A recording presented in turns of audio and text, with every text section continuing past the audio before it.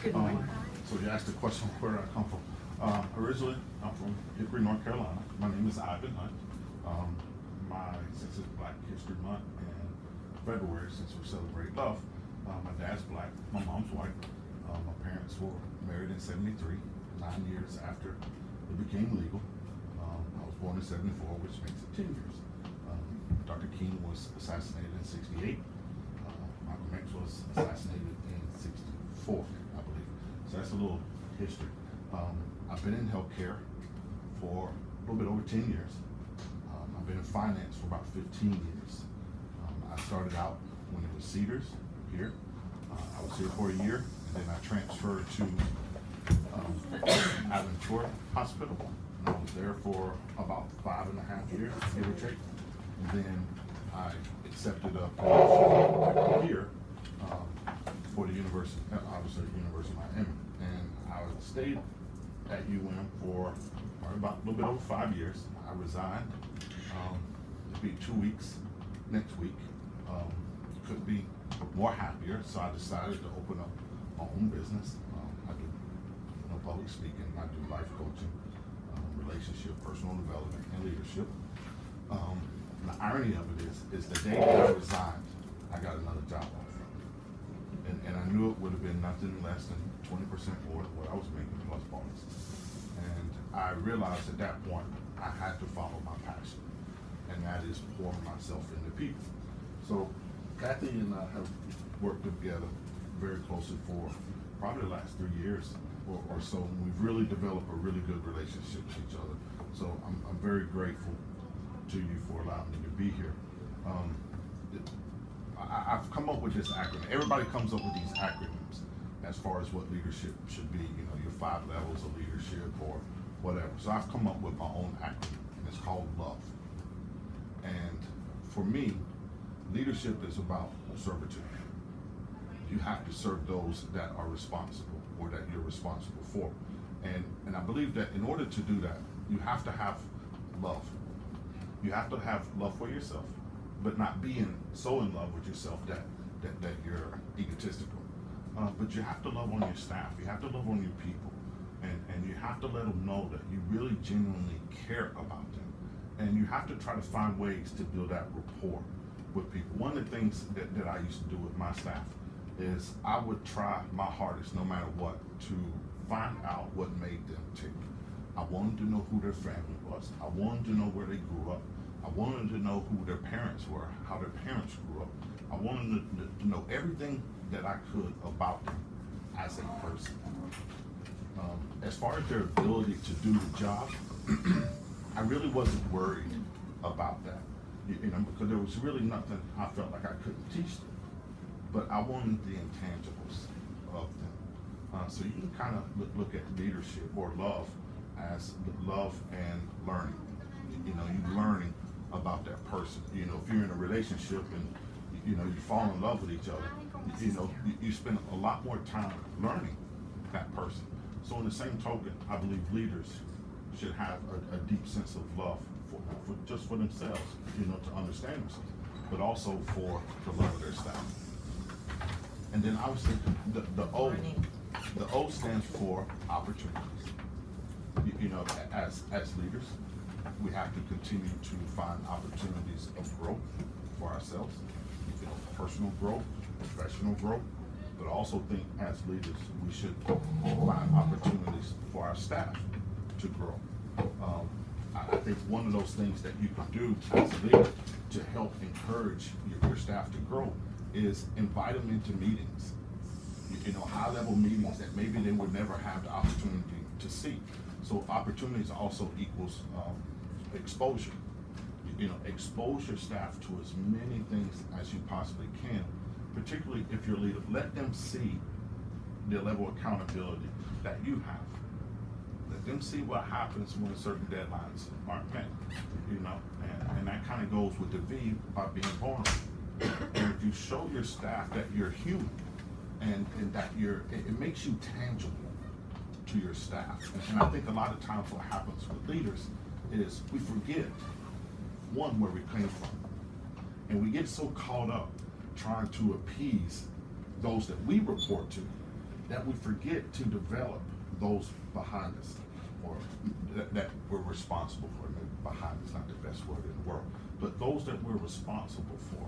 So allow them to see what your level of accountability is. Allow them to see the mistakes that you make. I'll give you an example. I had a staff member, and I used to do a lot of the pricing for international patients that were coming in. So we had a particular patient for a particular department that had special rates. Well, my analyst didn't know that. So he priced the package as we normally would. Well, we sent the price off. And like I said, this department had special rates. And just based off of that one price, the emails that were flying around the system, when I say system, I mean the whole UHealth system, was amazing. You know, everybody was up in a roar over this particular price. So I allow him to see the email and the email chains, to let him see, okay, this is what happens. It's something as simple as making a quote outside of our normal protocol or our normal standards or processes.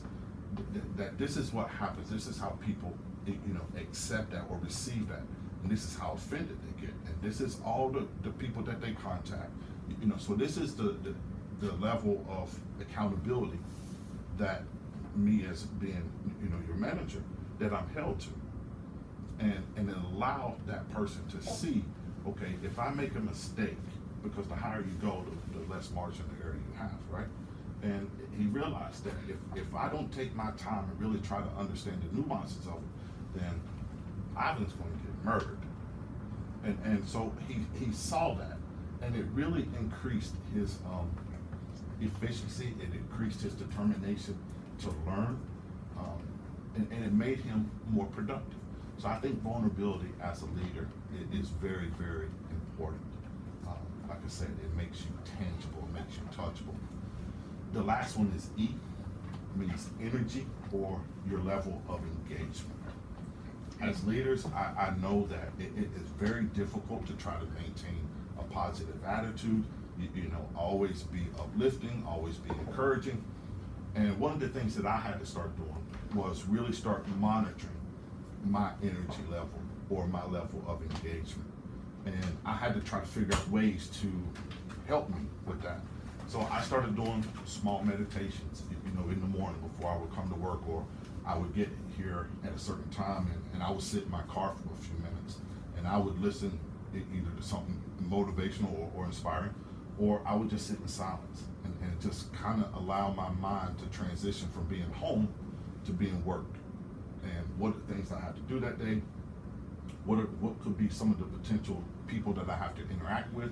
Because you're not always going to be in harmony with everybody. And so, I had to really monitor that. And also throughout the day, I would do little breathing exercises. I reported directly to the CFO, had a straight line to the COO and the CEO.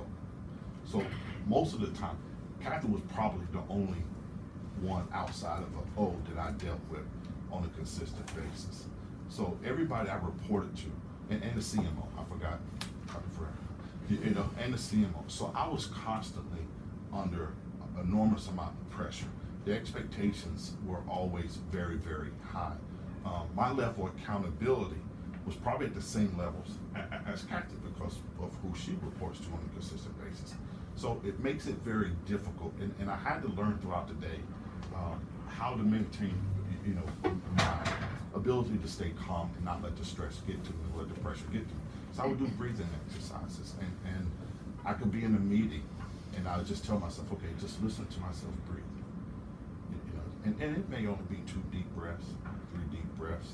Nobody knows what you're doing, but it allows you to calm down, allows you to settle, and allows you to get back focused and get back into the now.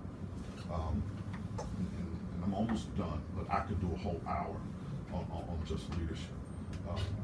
And one of the things I've been doing this, I've been doing a lot of research. And has anybody ever Googled what the odds of you being you are, by any chance?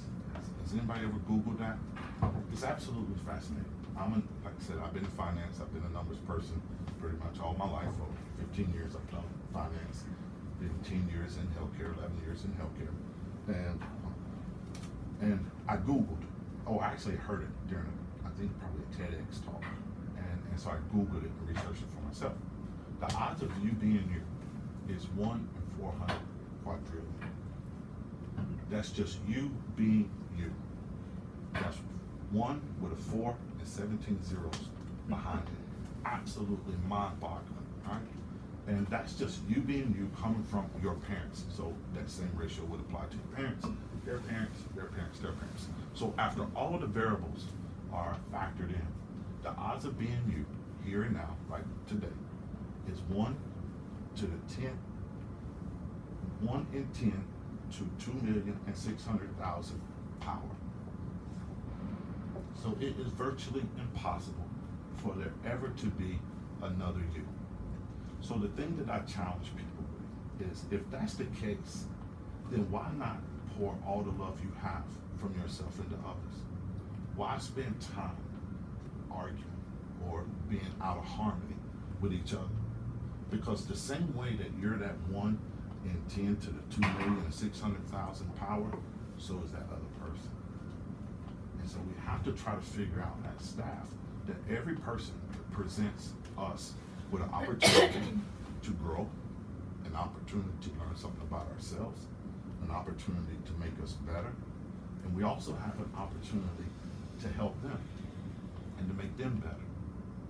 And so I go back to that one particular stat: what are the odds of you being you?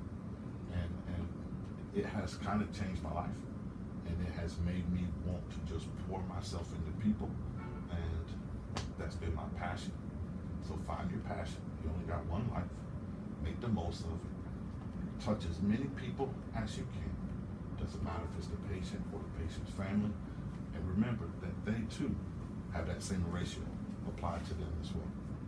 So, thank you. Any questions? That's That's great. Mhm. Thank you, Ivan. Thank you, Ivan.